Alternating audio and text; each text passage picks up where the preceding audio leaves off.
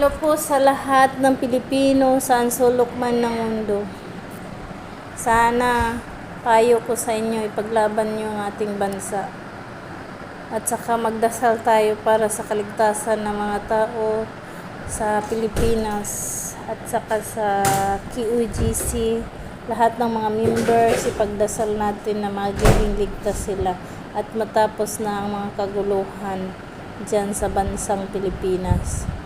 At sana mga kababayan ko, kahit hindi ko man maipadama ang presensya ko na dyan ako tutulong sa mga QGC na makipaglaban, pero ang maitutulong ko lang kahit malayo ako, magdasal lang talaga ako para sa kaligtasan ninyo at sa buong Pilipinas na maging maayos na sa susunod na panahon. Inshallah. Ala